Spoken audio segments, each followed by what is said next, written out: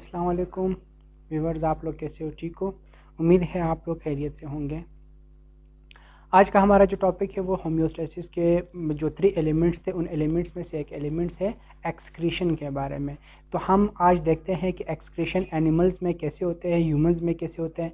तो वैसे तो एक्सक्रीट होने के लिए जो माइक्रो ऑर्गेनिजम्स हैं, लार्ज मैक्रो एनिमल्स हैं, लार्ज एनिमल जो है, मतलब हर एनिमल्स में से वो अपने क्लास और उनके डिपेंड करता है कि वो किस तरीके से अपना एक्सक्रीशन करे। लेकिन आज हम जो एक्सक्रीशन पढ़ेंगे वो है ह्यूमंस के बारे में कि ह्यूमंस एक्सक्रीशन कैसा होता है। क्लियर? तो सबसे पहले हम लोग आते हैं कि एक्सक्रीशन है क्या चीज़। तो एक्सक्रीशन को देखो, the removal of waste product और nitrogenous waste from body that is called excretion. जब भी हमारे बॉडी के अंदर जो वेस्ट प्रोडक्ट है उनको या फिर जो नाइट्रोजनियस वेस्ट है उनको जब हम अपने बॉडी से बाहर रिमूव करते हैं वो क्या कहलाते हैं? एक्सक्रीशन कहलाते हैं। क्लियर? नाइट्रोजनियस वेस्ट, हम इसको नाइट्रोजनियस वेस्ट क्यों बोलते हैं? वो इस वजह से क्योंकि यहाँ पे नाइट्रोजन की तादाद मौजूद हो। फॉर एग्जाम्पल हमारे पास यूरिया है, फॉर एग्जाम्पल हमारे पास एमोनिया है, तो इसके अंदर जो नाइट्रोजन की मिकदार मौजूद है, इस वजह से हम इनको नाइट्रोजनियस वेस्ट कहते हैं। क्लियर? तो आज सबसे पहले हम देखेंगे कि हमारे बॉडी के अंदर, ह्यूमन बॉडी के अंदर एक्सक्रीशन कैसा होता है। तो सबसे पहले अगर हम लोग देखें, जैसे ही हम लोग कोई पानी पीते हैं, कोई लिक्विड चीज़ पीते हैं, कोई जूस होता है, कोई भी ऐसा चीज़ होता है, वो जब सबसे पहले हम लोग पी लेते हैं तो वो चला जाता है किडनी, यानी कि हमारे बॉडी के अंदर जो एक्सक्रीशन है, जो एक्सक्रीटरी ऑर्गन्स है, वो क्या है? किडनी है, अपेयर ऑफ किडनी है। फॉर एग्जांपल ये और ये, ठीक है, 2 किडनीज हमारे बॉडी के अंदर मौजूद है, अपेयर ऑफ किडनी, जो हमारे मेन एक्सक्रीटरी ऑर्गन्स है। क्लियर? किडनी का जो सबसे जो आउटर वो है, आउटर सरफेस है, उसको हम लोग नाम देते हैं cortex. Clear? The outer part of kidney that is called cortex and the inner part of kidney is called medulla. यहाँ पे जो इनर पार्ट है, ठीक है, वो क्या कहलाता है? मेडुला कहलाता है। क्लियर?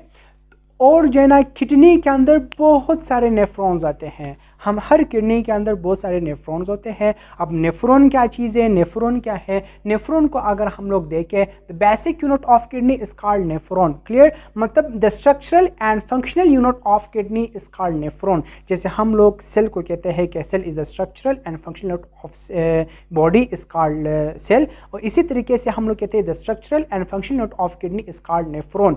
और इसी तरीके से एक और एग्जाम्पल भी है, the structural and functional unit of nervous system is called neurons, means basic unit of kidney is called nephrons। तो इसका जो बेसिक चीज़ें हैं, जो बेसिक काम है, जो स्ट्रक्चरल एंड फंक्शनल काम है किडनी का, वो कौन करता है? वो नेफ्रॉन्स करते हैं। क्लियर? नेफ्रॉन्स का काम क्या है? नेफ्रॉन्स क्या काम करता है, किस तरीके से काम करता है, अभी हम इनको एक एक करके देखेंगे। क्लियर? नेफ्रॉन्स का जो काम है वो 3 मेन काम करता है हमारे बॉडी के अंदर। नेफ्रॉन काम करता है फिल्ट्रेशन, एब्जॉर्प्शन एंड सेक्रीशन, यानी कि हमारे बॉडी के अंदर कोई भी पानी या कोई भी चीज़ हम लोग पी लेते हैं, वो किडनी के अंदर चला जाता है और किडनी से वो चले जाते हैं नेफ्रॉन्स के अंदर। तो नेफ्रॉन उस पानी को, वाटर को या फिर किसी भी लिक्विड चीज़ को, खून को, मतलब कोई भी चीज़ है, उसको सबसे पहले वो फिल्टर कर लेता है। क्लियर? बिल्कुल वहाँ पे एक फ़िल्टर नमा चीज़ मौजूद है जो उसको फ़िल्टर कर लेता है। फ़िल्टर होने के बाद जो उसका सेकंड वो है, जो सेकंड फॉर्म है, वो है किस चीज़ का? एब्जॉर्प्शन का। मतलब फ़िल्टर से हम लोग किसी भी चीज़ को फ़िल्टर करते हैं तो फ़िल्टर से हमारे पास पीपीटीज भी आ जाती हैं, और जो मेन चीज़ है, जो कंपाउंड है, जो मॉलिक्यूल है, जो प्योर फॉर्म ऑफ मॉलिक्यूल है, वो भी आ जाता है। तो इसी तरीके से जब भी यहाँ पे फ़िल्ट्रेशन हो जाती हैं तो फिल्ट्रेशन के बाद जो पीपीटीज है वो अलग हो जाते हैं, और इसी तरीके से हमारे पास जो मेन चीज़ें हैं, जो हमारे बॉडी के लिए चाहिए, हमारे बॉडी के लिए जो नेसेसरी है, वो अलग हो जाते हैं, और जो पीपीटीज है वो बाहर एक्सक्रीट हो जाते हैं, और जो चीज़ें हमारे बॉडी के लिए नेसेसरी है वो हमारे बॉडी में जो जिस ऑर्गन्स को वहाँ पे ज़रूरत है वहाँ तक पहुँच जाते हैं। क्लियर? तो सबसे पहला काम क्या है? फिल्ट्रेशन का। क्लियर? फिल्ट्रेशन जब फिल्टर हो जाती है, फिर उसके बाद आ जाता है एब्जॉर्प्शन। एब्जॉर्प्शन में 3 ऐसी चीज़ें हैं जो एब्जॉर्ब हो जाते हैं। कौन कौन सी चीज़ें हैं? Glucose, amino acids and salts. Clear? Glucose, what is glucose? The building block of carbohydrates is called glucose. Means इस glucose, जब बहुत सारे glucose जो है ना यहाँ पे absorb हो जाते हैं तो वहाँ पे हमारे बॉडी के अंदर जो कार्बोहाइड्रेट्स है, जो हमारे बॉडी के लिए कार्बोहाइड्रेट्स की जरूरत है, वो वहाँ पे कंप्लीट हो जाते हैं. और सेकेंडली यहाँ पे एब्जॉर्ब हो जाता है अमाइनो एसिड्स. अमाइनो एसिड्स क्या चीज़ है? The building block of proteins. Means इस चीज़ के अंदर जितने भी प्रोटीन्स है, उन प्रोटीन्स को जो प्रोटीन्स की जो बिल्डिंग ब्लॉक्स है अमाइनो एसिड्स को, वो क्या करते हैं? उनको एब्जॉर्ब कर लेता है. एंड फिर जो थर्ड वन है साल्ट. Salt mean minerals. जितने भी मिनरल्स है इसके अंदर, पानी के अंदर किसी जो कोई भी लिक्विड फॉर्म है, जूस वगैरह जो हम लोगों ने पी लिया, वहाँ पे जो मिनरल्स है उसको क्या करना? एब्जॉर्ब करना. क्लियर? अब ये कहाँ पे एब्जॉर्ब हो जाता है, कैसे एब्जॉर्ब हो जाते हैं? तो हम लोग यहाँ पे आ जाते हैं नेफ्रॉन. नेफ्रॉन को अगर हम लोग देखें, उनका स्ट्रक्चर कुछ यूँ होता है. क्लियर? तो ये जो जगह है ये बिल्कुल चाने नमा चीज़ है. जो हम लोग किसी भी चीज़ को फिल्टर कर लेते हैं, फिल्टर पेपर की तरह कोई भी चीज़ है तो फिल्ट्रेशन होती है यहाँ पे. क्लियर? यहाँ पे क्या होती है? फिल्ट्रेशन होती है. अच्छा, अब फिल्टर होने के बाद जो एब्जॉर्प्शन है, जैसे ही एब्जॉर्प्शन हो गया, मैंने अभी जो ना कहा कि एब्जॉर्ब होने के बाद जो पीपीटीज है वो बाहर एक्सक्रीट होगा. तो नेफ्रॉन का स्ट्रक्चर कुछ यूँ होता है. यहाँ पे जो मोड़ आता है, फॉर एग्जांपल यहाँ पे वेव की तरह अगर हम लोग देखें, the upper part and the lower part, यहाँ पे जो लोअर पार्ट है या फिर अपर पार्ट है जहाँ पे ये मोड़ आता है, उसको हम लोग नाम देते हैं लूप ऑफ हैनल.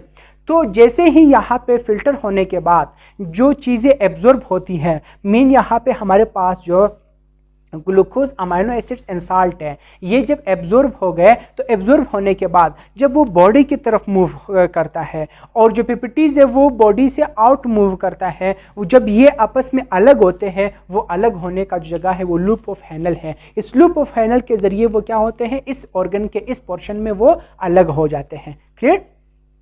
अब जैसे ये अलग हो जाते हैं पीपीटीज जो है ना, अब वो पीपीटीज यहाँ पे किडनी से यहाँ पे दो पाइप अटैच है, बिल्कुल जैसे फॉर एग्जांपल यहाँ पे किडनी है, यहाँ पे हमारे पास यहाँ पे दो पाइप नमा चीज़ है जिसको हम लोग नाम देते हैं यूरेटर्स. या यूरेटर्स भी हमारे पास दो होते हैं, left ureter and right ureter. Clear?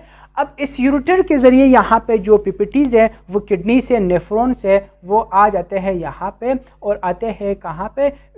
Ureters के नीचे यूरिनरी ब्लैडर मौजूद है. अब ये यूरिनरी ब्लैडर क्या है? ये एक कलेक्टिंग डक्ट है. क्लियर? और ये बना हुआ है मतलब गोश्त नमा चीज़ है और ये मस्कुलर है, मस्कुलर डक्ट है. मस्कुलर डक्ट को हम लोग इसको एक और नाम देते हैं कलेक्टिंग डक्ट. यहाँ पे क्या होता है? जो पीपीटीज है वो स्टोर होता है. फॉर एग्जांपल यहाँ पे जो हम लोगों ने पानी पी लिया, कोई लिक्विड चीज़ पी लिया, वो जो है यहाँ पे जो पीपीटीज है वो यूरिन की शक्ल में यहाँ पे आ गया और वो यहाँ पे कहाँ पे जो स्टोर होता है वो यूरिनरी ब्लैडर में स्टोर होता है. इस वजह से हम लोग उसको कलेक्टिंग डक्ट कहते हैं. क्लियर? अब ये हमारे बॉडी के अंदर 24 आवर्स ये प्रोसेस चल रहा है और जो पीपीटीज है वो अलग होते हैं और वो वहाँ पे कलेक्ट होता है collecting duct means urinary bladder में. अब जैसे ही यूरिनरी ब्लैडर जो कलेक्टिंग डक्ट है, जो स्टोर है, वो जैसे ही बढ़ जाता है तो क्या होता है कि यहाँ पे बिल्कुल सिग्नल चला जाता है ब्रेन में, और ब्रेन के बिल्कुल हैंड ब्रेन में. कौन से ब्रेन में? हैंड ब्रेन में. क्लियर? वो हैंड ब्रेन में वहाँ पे जो ना वो सिग्नल चला जाता है और वहाँ से रिस्पॉन्स ऑफ स्टिमुलाई आ जाती हैं.